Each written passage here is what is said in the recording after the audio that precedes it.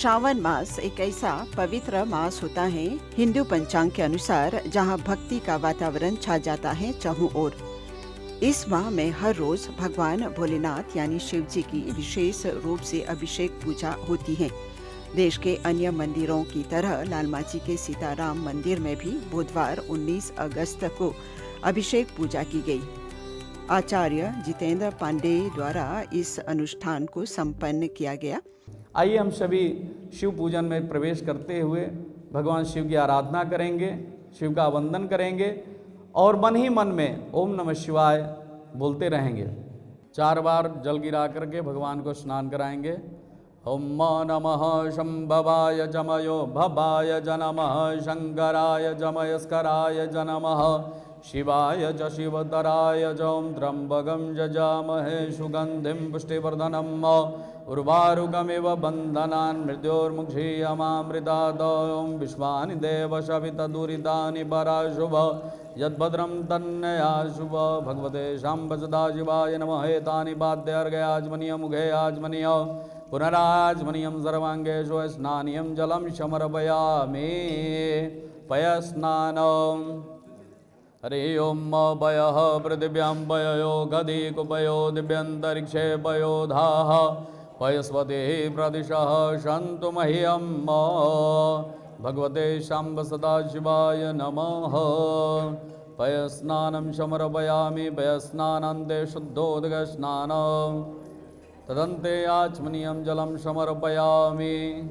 आप सभी लोग अनुशासन में क्रमबद्ध होकर के भगवान देवादिदेव महादेव का पया यानी कि दूध से हम लोग स्नान कराएंगे। जो सावन के महीने में भगवान पर दूध चढ़ाता है वो व्यक्ति दीर्घायु होता है, उसकी उम्र में वृद्धि होती है, चिरंजीवी होता है और मानसिक शांति मिलती है। आइए हम प्रभु का मंत्रों के द्वारा शिव जी का हम लोग दुग्ध से स्नान कराएंगे, पय स्नान कराएंगे। हरि ओम पयः पृथिव्यां पययो गदिकुपयो दिव्यन्तरिक्षे पयोधाः पयस्वतिः प्रदिशः सन्तु मह्यं। हरि ओम स्वस्ति न इन्द्रो वृद्धसर्वाः स्वस्ति नः पूषा विश्ववेदाः स्वस्ति नस्तार्क्ष्यो अरिष्टानेमिः स्वस्ति नो बृहस्पतिर्दधातु पयः पृथिव्यां पययो गदिकुपयो दिव्यन्तरिक्षे पयोधाः पयस्वतिः प्रदिशः सन्तु मह्यं। विष्णोराराडमसि विष्णु स्नपथेस्थो विष्णु शिवरसि विष्णु ध्रुवोषि वैष्णवसि विष्णवे द्वा अग्निदेवता वादो देवता चन्द्रमा देवता सूर्यो देवता वशभो देवता रुद्रा देवता दिद्या देवता मरुदो देवता विषभे देवा देवता बृहस्पतिर्देवतेन्द्रो देवता वरुणो देवता। तस्मै यकाराय नमः शिवाय तस्मै यकाराय नमः शिवाय। पंचाक्षरमिदं पुण्यं यो पठे शिवसन्निधौ शिवलोकमवाप्नोति शिवेन सह मोदते। अब हम लोग दधि से स्नान कराएंगे। हरि ओम दधिग्रावणो वगारिघं जिष्णु ससवाजिनः सुरभिनो मुघाग्रदवण आयुगोंघितारिघद भगवते शाम्ब सदाशिवाय नमः। श्री विश्वेश्वराय नमः। देवादिदेव महादेवाय नमः। दधि स्नानं समर्पयामि। अब हम लोग घृत से स्नान कराएंगे। घी ॐ घृतं मिमीक्षे घृतमस्य योनिर्घृते श्रितो घृतमवस्य धाम अनुक्वदमावहमादय स्वाहा घृतं वृषभवक्षिहव्यं भगवते शाम्ब सदाशिवाय नमः। घृते स्नानं समर्पयामि। घृते स्नानान्ते शुद्धोदकस्नानं तदन्ते आचमनीयं जलं समर्पयामि। ऐसे हमारे शास्त्र में मान्यता है कि वंश का विस्तार अगर करना हो, हमारे आगे का खानदान वंश का विस्तार करना हो तो सहस्त्रार्चन भगवान के 1000 नामों से घी की धारा से अगर कोई भगवान को अभिषेक करता है तो भगवान उसके वंश का विस्तार करते हैं। जीवन में मधु का बड़ा ही महत्व है। जो धन रहते हुए भी धन के बगैर उदास रहते हैं, भगवान धन की वृद्धि नहीं कर रहे हैं तो मधु से स्नान कराएं। और जीवन में एक दूसरे के प्रति प्रेम को उपस्थित करने के लिए भगवान मधु से भी अभिषेक करा सकते हैं। हरि ओम भगवते शाम्ब सदाशिवाय नमः। ओम नमो भगवते रुद्राय नमः, नीलकंठाय नमः, विश्वेश्वराय नमः, देवादिदेव महादेवाय नमः। मधुस्नानं समर्पयामि। मधुस्नानान्ते शुद्धोदकस्नान तदन्ते आचमनीयं जलं समर्पयामि। सर्गरा स्नान, हम लोग सर्गरा स्नान भगवान को कराएंगे। हरि ओम माया बागुं रसमुदय सगुं सूर्ये छन्दगुं समाहितम् अपागुं रससयो रसस्तं यो गृहणामुदपयामु गृहदोषेन्द्राय द्वां जुष्टौ गृहामेकतेजो निरिन्द्राय द्वां जुषतमम्। भगवते शाम्ब सदाशिवाय नमः। सर्गरा स्नानं समर्पयामि। सर्गरा स्नानान्ते शुद्धोदकस्नान तदन्ते आचमनीयं जलं समर्पयामि। शर्करा शक्कर जैसा मीठा होता है स्वभाव का, वैसे ही हमारे अंदर भी मिठास बनी रहे। जीवन में कड़वाहट किसी के प्रति ऐसा न व्यवहार हो, ऐसा प्रति प्रेम न हो, इसलिए हम भगवान को शर्करा चढ़ाते हैं, शक्कर चढ़ाते हैं कि हमारे जीवन में भी वो मधुरता, वो संबंध, दूसरों से हम प्रेम बना के रहें, मधुर संबंध बना के रहें। सर्गरा स्नानं समर्पयामि। सर्गरा स्नानान्ते शुद्धोदकस्नानं तदन्ते आचमनीयं जलं समर्पयामि। पंचामृत स्नान, सभी लोग पंचामृत से स्नान कराएंगे भगवान को। ओम पंचनद्यः सरस्वतीमभियन्ति शस्त्रोदशः सरस्वती तु पंचधा शोदेशे भवसरिदः। हरि ओम उग्जमे जोनिदा जमे वयशमे रसशमे घृतं जमे मधुजमे हृदयजमे सविदशमे कृष्टिचमे विष्टिचमे जयद्रं जमोद्भिद्यं जमे जदनेन कल्पन्तं पञ्चामृतं मया नीतं पयोदधि कृतं मधु शर्करया दुषमायुक्तं स्नानार्थं प्रतिगीहतां। ॐ त्र्यम्बकं जज्जामहे सुगन्धे पुष्टिवर्धनम् उर्वारुकमिव बन्धनान् मृत्योर्मुक्षीय मामृतादयों विश्वानि देव सवितदुरितानि पराशुभ यद्भद्रं धन्यया शुभ। ॐ मीमा रुद्राय तपसे कपर्दिने क्षयद्वीराय प्रभरामहे मतिः यथा समसधिपदे चतुष्पदे विश्वं पुष्टं ग्रामे यस्मिन्ननातुरम्। भगवान जब दूध से दीर्घायु कर रहे हैं, दही से भवन वाहन दे रहे हैं, तो पंचामृत भगवान सबको पंचामृत से सभी 5 फल को प्रदान करते हैं। इसलिए भगवान को पंचामृत से जरूर अभिषेक कराएं, स्नान कराएं, विशेष फल की प्राप्ति होती है। अब हम लोग जो है ईख के रस से हम लोग स्नान कराएंगे। हरि ओम पंचामृत स्नानं समर्पयामि। भगवते शाम्ब सदाशिवाय नमः। पंचामृत स्नानान्ते शुद्धोदक स्नानं तदन्ते आचमनीयं जलं समर्पयामि। इक्षुरशोदक। हरि ओम श्रीष्ठदे लक्ष्मी जपन्या बहोरात्रे पार्श्वे नक्षत्राणिरूपमस्विनो व्यातं ईषन्निघाणं महिकाळ सर्वलोक महिकाळ।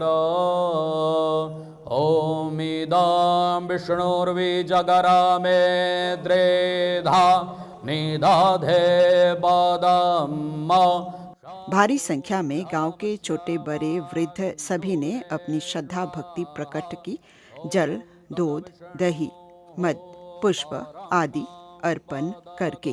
सदा वसयन्ते शूरायाः दिव्येव चक्षुराददम्।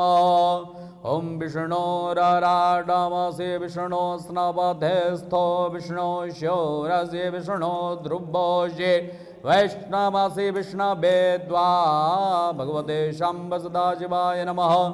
देवादिदेव महादेवाय नमः। श्री विश्वेश्वराय नमः। नंदीश्वराय नमः। इक्षुरसोदकस्नानं समर्पयामि। इक्षुरसोदकस्नानान्ते शुद्धोदकस्नानं तदन्ते आचमनीयं जलं समर्पयामि। भस्मोदकस्नानं, ऐसा हमारे शास्त्र में बताया गया है कि मानसिक अगर शांति चाहिए तो भगवान का भस्म से अभिषेक करें, भस्म चढ़ाएं। भस्म वैराग्य धारण करता है। तो मन की शीतलता, वैराग्य, जब माता सती अग्नि में भस्म हुई अपने पिता के यहाँ, तो भगवान उसी चिता को अपने जो है शरीर में लगाए थे। आइए हम लोग भस्मोदक स्नान करें। ओम मद्रायुघम जमदग्ने कश्यपद्रायुघम जदेवे घुद्रायुघम दन्नो वसुद्रायुघम। ओम त्र्यंबकं जजामहे सुगंधिं पुष्टिवर्धनम् उर्वारुकमिव बन्धनान् मृत्योर्मुक्षीयमामृतात्। भगवते शम्भ सदाशिवाय नमः। भस्मोदकस्नानं समर्पयामि। भस्मोदकस्नानान्ते शुद्धोदकस्नानं तदन्ते आचमनीयं जलं समर्पयामि। गंधोदकस्नानं, जिस तरह गंध लगाने से हमारे जीवन में एक अलग तरह का जो है आकर्षण होता है। कहा गया कि गंधा पान्तु मंगलम चास्तु सुमंगल्यम चास्तु।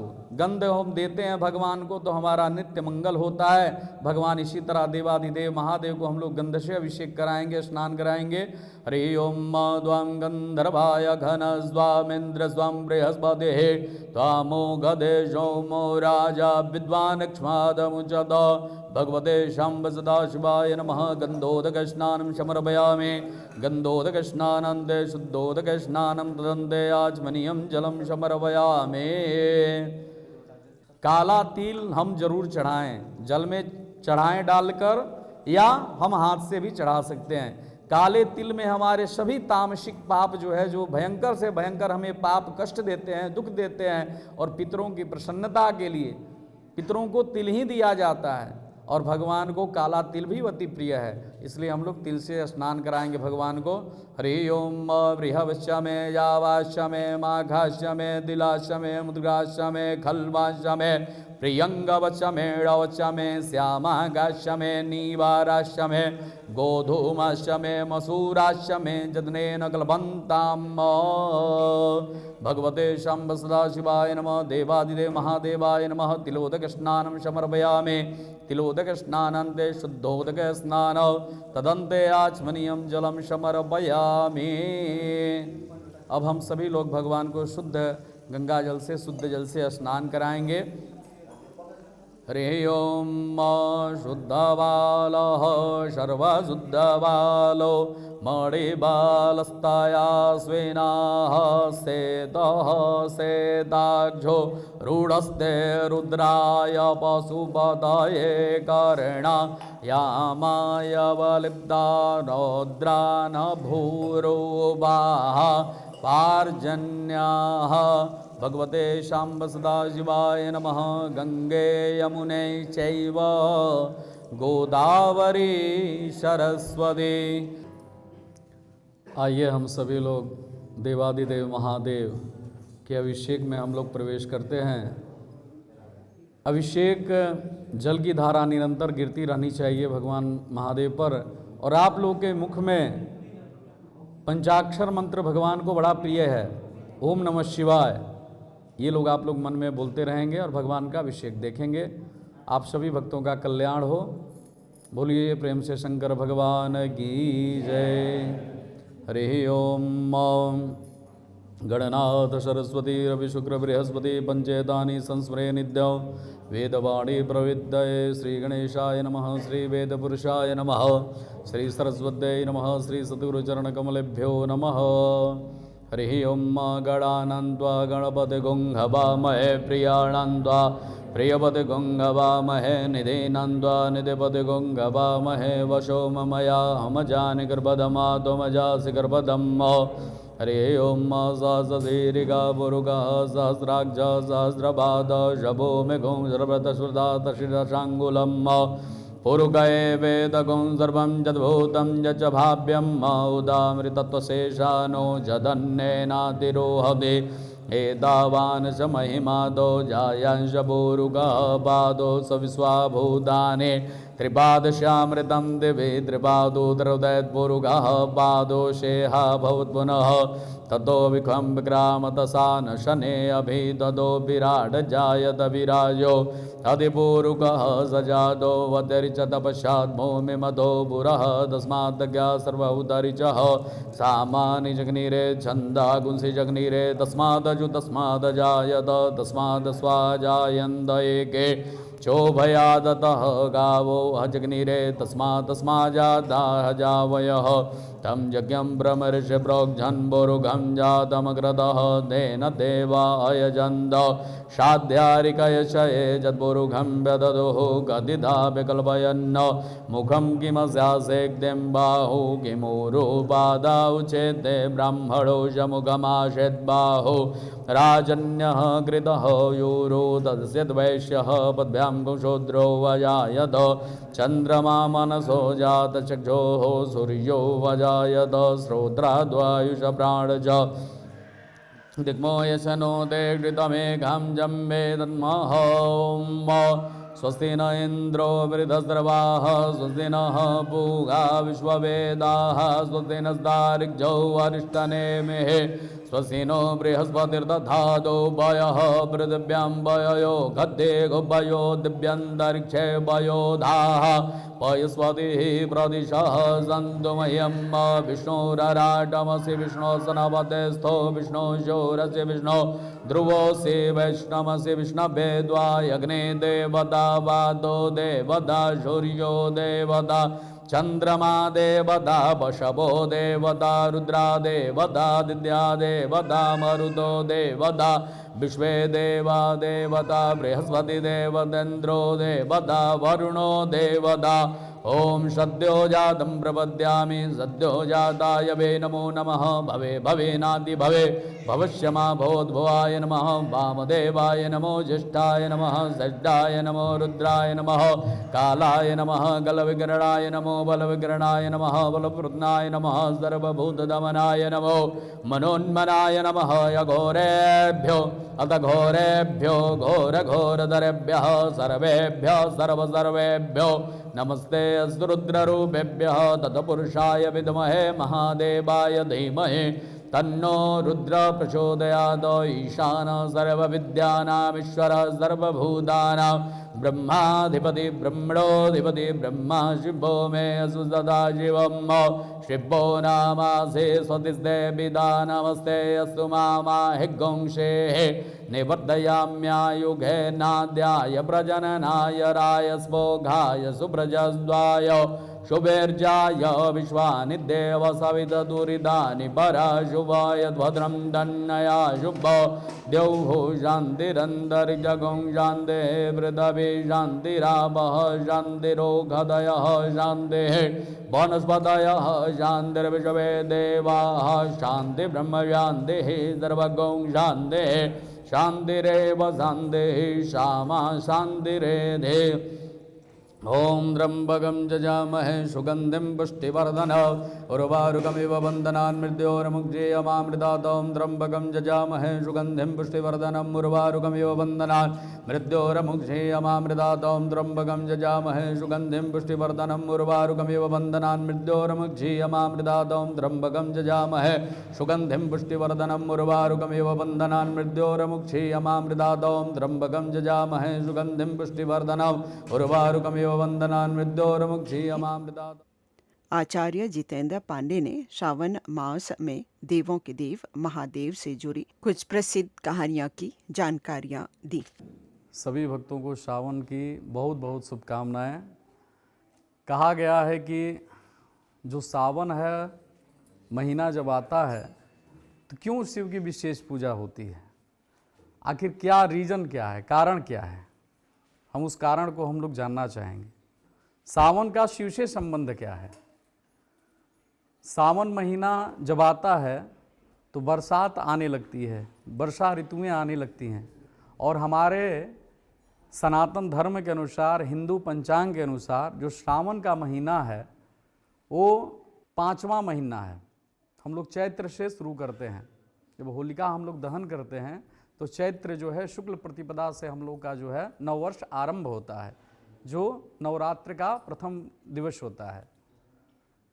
तो चैत्र, वैशाख, जेठ, आषाढ़, सावन 5वां महीना, और अंग्रेजी कैलेंडर के अनुसार जुलाई से हम लोग जो है प्रारंभ सावन को करते हैं। लेकिन हिंदी पंचांग जो भी होते हैं, हम लोग नक्षत्र जो होते हैं हिंदी पंचांग के अनुसार ही हम लोग सावन का महीना उसको हम लोग खोजते हैं।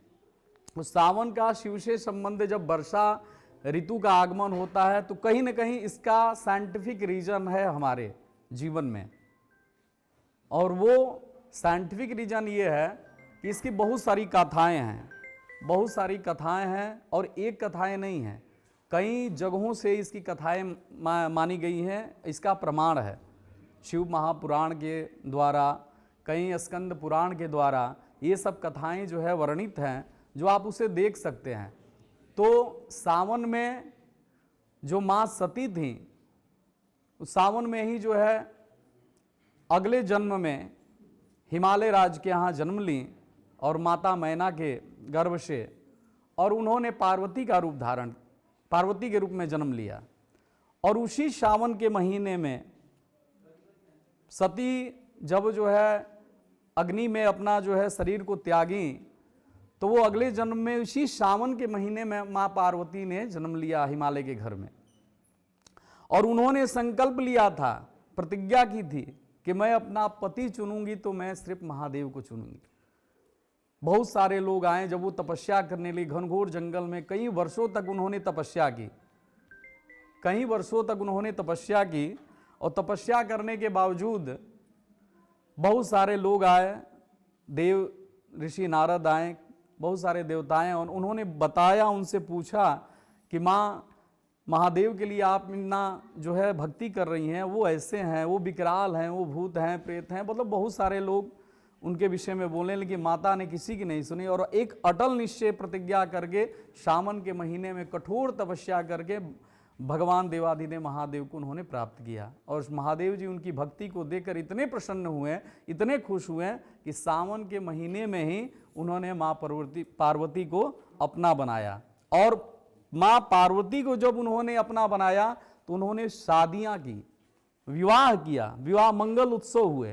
तो जब विवाह का उत्सव हुआ इसी सावन महीना में हुआ, और जीवन के रूप में पति को चुन कर करके फिर उसी सावन महीने में माँ पार्वती ने विधिवत जो है विवाह किया। और विवाह के दौरान जब भगवान अपने ससुराल जाते हैं तो उनका जलाभिषेक होता है, और उसी दौरान से भगवान को जलाभिषेक जो है, आज भी विवाह भगवान का हुआ तो जलाभिषेक जब अपने ससुराल गए तो उनका जो है प्रथम जो है स्वागत हुआ जलाभिषेक से। एक ये कथा है। और दूसरी है कि जब दुर्वासा ऋषि ने जब श्राप दिया देवताओं को, तो देवताओं की शक्ति क्षीण हो रही थी।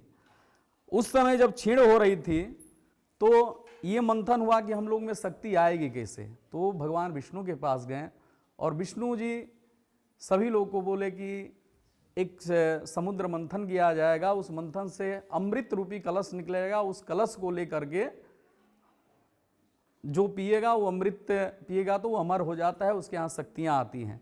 तो ये बात अब दैत्यों और दानवों के बीच में थी, देवताओं और दानवों के बीच में थी। तो वहाँ से समुद्र मंथन मंदराचल पर्वत को लिया गया। वासुकी नाग जो भगवान के जो गले में लिपटे हुए हैं, उस नाग को लेकर रस्सी बनाया गया और समुद्र मंथन किया गया। तो उस समुद्र मंथन में से 14 रत्न निकले। जब 14 रत्न निकले तो पहला जो रत्न निकला तो उसमें से विष निकला, वो कालकूट नामक विष निकला। और जो विष निकला तो उसको पीने वाला कोई नहीं था। सब देख के हाहाकार मच रहा था, सब पृथ्वी पर त्राही लोग कर रहे थे कि भगवान हमारी रक्षा करें।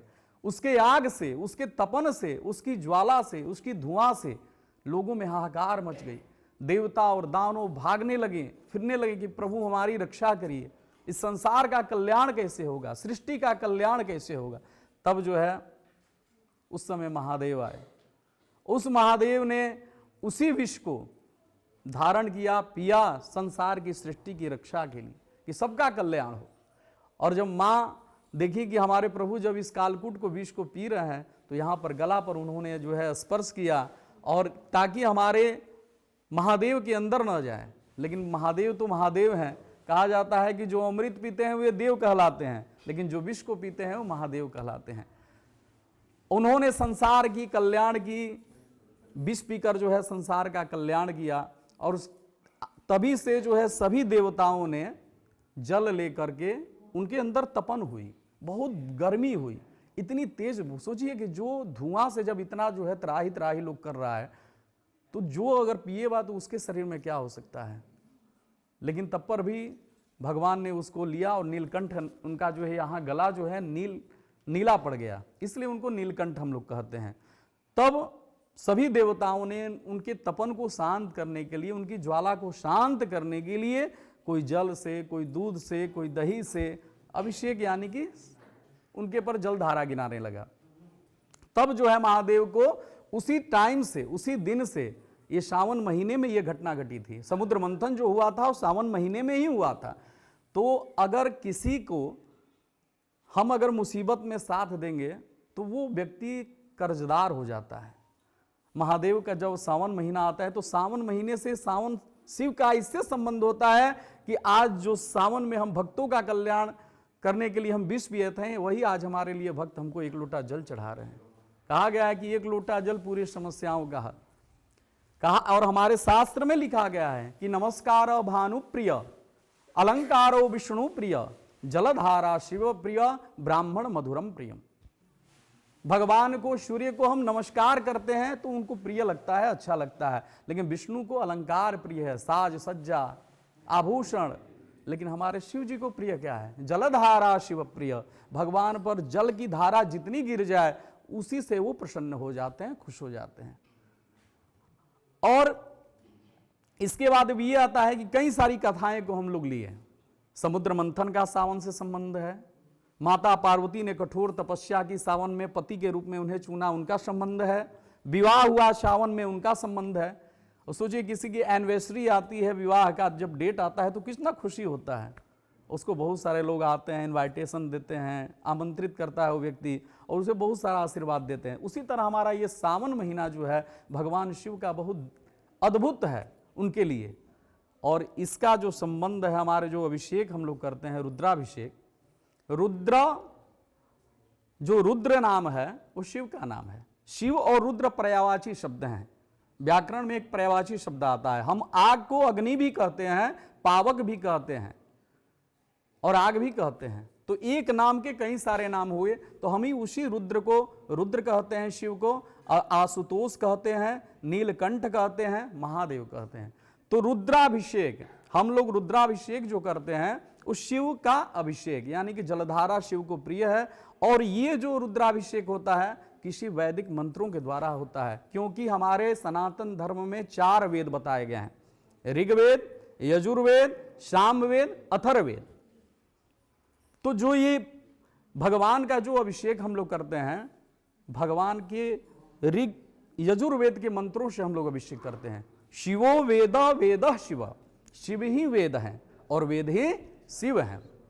और ऐसी मान्यता है हमारे लिए, हम सभी भक्तों के लिए, कि जो भगवान शिव की पूजा कर लेता है वो सब देवताओं की पूजा कर लेता है।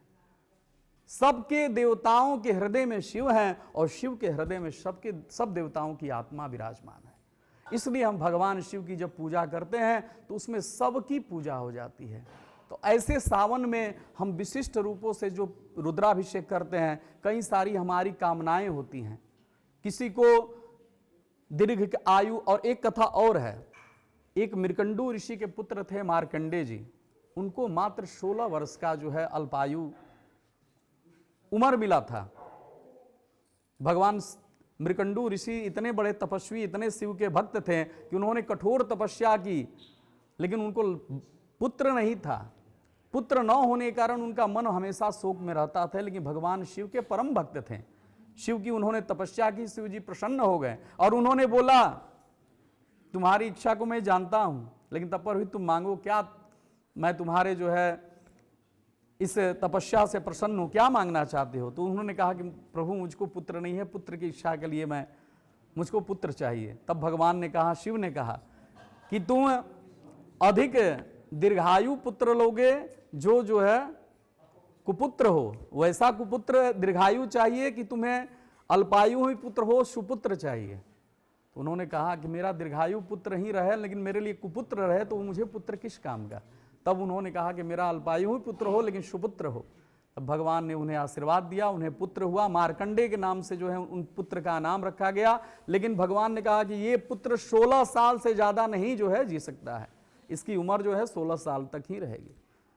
भगवान की कृपा उसके आंगन में हुई। मृकंडू ऋषि के मार्कंडे जी, उनका नाम मृकंडू जी ने मार्कंडे ऋषि नाम रखा। और उनको पता चल गया, जब बड़े हुए तो पिता के मन में बड़ी चिंता होने लगी, क्या हुआ, क्यों आप इतने दुखी हैं। तो उन्होंने बताया कि तुम्हारी उम्र इतनी है। तो बोला कि इसका कैसे हम लोग जो है दूर करेंगे।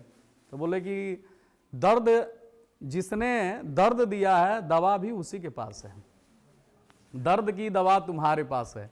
तो भगवान शिव ने ही तुम्हें अल्पायु भेजा है और वही तुमको दीर्घायु बनाओगे। तुम जाओ शिव की पूजा करो, शिव की भक्ति में लीन हो जाओ। और भगवान मार्कंडे ऋषि भगवान की परम जो है तपस्या करने लगे, भक्ति करने लगे। और इतना तपस्या किए कि सावन के महीने में यमराज का स्वरूप आ रहा है, उम्र नजदीक आ गया कि 16 साल में बच्चे का जो है उम्र पूरा हो चुका। यमराज आते हैं और यमराज को देख करके जो है वही मार्कंडे जो है, जो पुत्र था मृकंडू ऋषि का, वो शिवलिंग को पकड़ करके महादेव बोलता है। और महादेव उसके भक्ति से प्रसन्न होकर के यमराज को भी रोक देते हैं और उस बच्चे को अमर बना देते हैं। आज भी वो बच्चा अमर है। तो ये भगवान विधाता तकदीर लिखते हैं, लेकिन तकदीर को पलटने वाले हैं हमारे महादेव हैं। तो ऐसी कथाएं हैं। हमारा सावन के संबंध, ये ऐसी कथाओं से हमें ये पता चलता है कि अगर हमें सावन में शिव का अभिषेक करते हैं, पूजन करते हैं, तो हमारे बच्चे, हमारा जीवन दीर्घायु होता है। ग्रह शांति, ग्रह बाधाएं, बहुत बड़े बड़े जो दोष हैं उसका शमन होता है, पापों का क्षय होता है। अब हम ये आ गए कि रुद्राभिषेक जब हम करते हैं तो उसमें हमको बेनिफिट्स क्या होते हैं। उससे बहुत सारे बेनिफिट्स हैं। भगवान शिव को बहुत सारे अभिषेकों का महत्व बताया गया है कि आपकी जैसी कामना है उस कामना के अनुसार आप जो है शिव का अभिषेक कर सकते हैं। जैसे हमको दीर्घायु होना है, बच्चे का उम्र कम ही उम्र मिला हुआ है, वो दीर्घायु योग नहीं मिला हुआ है, तो उसके लिए दूध से आप अभिषेक करिए। जिसका बच्चा मंद बुद्धि का है वो शक्कर मिला के दूध में वो जो है वो अभिषेक करे तो उसका बच्चा जो है तेजस्वी होता है। जिसके पेट में बच्चा पल रहा है, गर्भ में बच्चा है और उसको अच्छा संतान चाहिए, भगवान शिव का अभिषेक करे दूध से। जिसको बच्चा नहीं हो रहा है, शक्कर मिला करके जो है दुग्ध में करे, जल में करे, तो उसको बच्चा पैदा होगा, उत्तम संतान पैदा होगी। जिसको धन की लालसा है कि मेरा धन वृद्धि हो, बहुत सारा धन आए, तो उसके लिए मधु से बनाया गया है। और ईख का रस तो सर्वोपरि बताया गया है कि अगर जिसको इच्छा है, धन की अभिलाषा है कि हमारे जीवन में धन, सब कुछ प्रभु है लेकिन धन के लिए हम जो है भटक रहे हैं, तो ऐसा हमारे शिव महापुराण में, शास्त्र में लिखा गया है कि आप ईख के रस से जो है अभिषेक करेंगे तो आपको धन की प्राप्ति होगी। शत्रुओं से हम परेशान हैं, हमको शत्रु बार बार परेशान कर रहे हैं। आप तेल से, सरसों के तेल से, मस्टर्ड ऑयल जो होता है उसके तेल जो है भगवान शिव का, शत्रु पराजित होंगे, शत्रु का शमन होगा। भवन हमें नहीं बन पा रहा है, हम लाख कोट रहे हैं लेकिन हम किराए के रूम में रहे हैं, रेंट के रूम में रह रहे हैं, योग नहीं बन पा रहा है भवन का, वाहन का वो योग नहीं बन रहा है, दही से अभिषेक करिए। फिर उसके बाद जीवन में हमको दीर्घायु होना है, हमें बीमारी है, परेशान कर रही है, तो हम कुशोदक से करते हैं, जो हरा घास का जल लंबा लंबा जो रहता है उसको जल में डुबा करके हम लोग करते हैं, तो उसे जो है हम बीमार, असाध्य रोग उससे नष्ट होते हैं। तो बहुत सारे बेनिफिट्स हैं, उसका वर्णन नहीं किया जा सकता है। और रुद्राभिषेक में कहा गया है कि देवाधीनम जगत सर्वम, हम एक लोटा जल चढ़ा दें, वो ये हमारा कर्तव्य है। हमने भगवान ने हमको जन्म दिया, तो देखिए ऋण कई तरह के होते हैं, एक देव ऋण होते हैं, एक पितृ ऋण होते हैं, और गुरु ऋण होता है, मातृ ऋण भी होता है। पितृ ऋण में जब संतान पैदा होता है तो पिता को बहुत खुशी होता है जो पूर्वज हमारे होते हैं, क्योंकि हमारे घर में हमको जल देने वाला जो है पैदा हो गया, वो पितृ ऋण से मुक्त हो जाता है। संतान जब पैदा कर देता तो पितृ ऋण से मुक्त हो जाता है। लेकिन देव ऋण, भगवान ने जन्म तो दे दिया हमको मानव के रूप में, और भगवान को हम एक लोटा जल नहीं चढ़ा रहे हैं, भगवान का पूजा नहीं कर रहे हैं, वर्शिप नहीं कर रहे हैं, तो वो आप जो है कभी देव ऋण से मुक्त नहीं हो सकते हैं, आपकी गति नहीं बन सकती है। और कहा गया है कि शिव शंकर को जिसने पूजा उसका ही उद्धार हुआ, अंत काल में भवसागर से पर। ये वैसे भवसागर के नाय हैं कि इनको जो पकड़ लेगा वो पार हो जाएगा। इन्हीं के अंदर सब लोग हैं, सब नवग्रह हैं, सब देवी देवता विराजमान हैं। सूर्य के बाएं जो है दोनों नेत्रों में सूर्य चंद्रमा है, सभी ग्रह विराजमान हैं। हम कहते हैं कि नवग्रह हमको परेशान किया है, प्रॉब्लम कर रहा है, भगवान शिव का अभिषेक करिए, नवग्रह से जो भी पीड़ाएं आ रही हैं उससे दूर होगी। और सावन में विशेष रूप से इसलिए महादेव कैलाश छोड़ करके आते हैं भक्तों को। सोचिए कि महादेव स्वच्छात जो है विराजमान है भक्तों को अपनी आशीर्वाद देने के लिए, ब्लेस देने के लिए। इसलिए हम लोग सावन में विशेष पूजा करते हैं, क्योंकि उस समय 4 महीने के लिए भगवान विष्णु जी योग निद्रा में सोने के लिए जाते हैं, क्योंकि उस सृष्टि को चलाते हैं। और जब सृष्टि को चलाते हैं उन्हें स्टे आराम चाहिए, तब वो क्या करते हैं, महादेव को सौंपते हैं कि आपकी जिम्मेवारी है। और जो महादेव का जो है पूजन करता है, रुद्राभिषेक करता है, रुद्राभिषेक ये आम बात नहीं है, साधारण बात नहीं है। ऐसे हम जल चढ़ा देंगे वो अलग की बात है, लेकिन रुद्राभिषेक जब भी होगा तो शिवो वेद वेद शिव, शिव ही वेद है, वेद ही शिव है। लेकिन वेद को जानने वाला कौन है, ब्राह्मण जानने वाले हैं। उस ब्राह्मण के द्वारा हम अगर रुद्राभिषेक करवाते हैं तो हमारे जीवन में सुख, शांति, दीर्घायु का योग बनता है, नवग्रह जन्य पीड़ा जैसे बहुत सारे प्रॉब्लम हमारा दूर होता है, और हमारा जीवन जो है एक सुंदर जीवन बन जाता है, और हम जो है भगवान के लोक में जाते हैं। वो हमारा नरक का जो है अधोगति नहीं होता है। इस लोक में तो हम सुख पाएंगे ही, परलोक में भी भगवान के शिव के लोक में जाएंगे, हमारी अधोगति नहीं होगी। इसी तरह जो है भगवान सब भक्तों का कल्याण करें। और सावन में विशेष करके आप लोग अपने परिवार के लिए, अपने विश्व के कल्याण के लिए, अपने देश के लिए भगवान शिव से रुद्राभिषेक जरूर जो है करना चाहिए। और रुद्राभिषेक करने से आप लोग को खुद उसका बेनिफिट्स आपको मिलेगा। ये शास्त्र में वर्णित है, शिव महापुराण में वर्णित है। और प्रथम समय एक और कथा है कि जब भगवान ब्रह्मा और विष्णु में जब युद्ध हुआ, उन्होंने कहा कि मैं बड़ा, तो एक बहुत बड़ा ज्योतिर्लिंग प्रकट हुआ। और उसी लिंग को शिव जी ने बोला कि आप जाइए, इसका आदि और अंत पता करके आइए।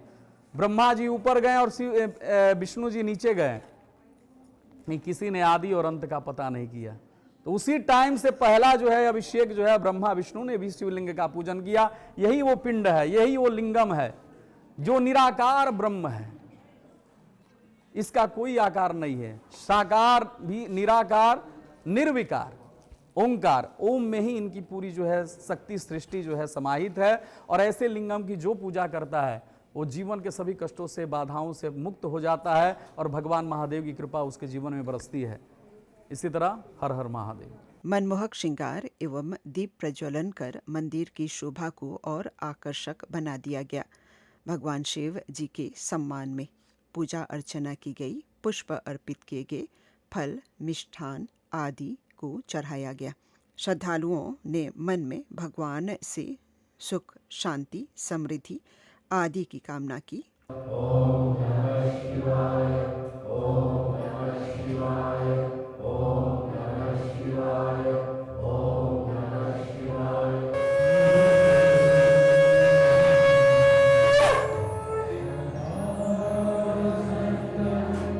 Yeah.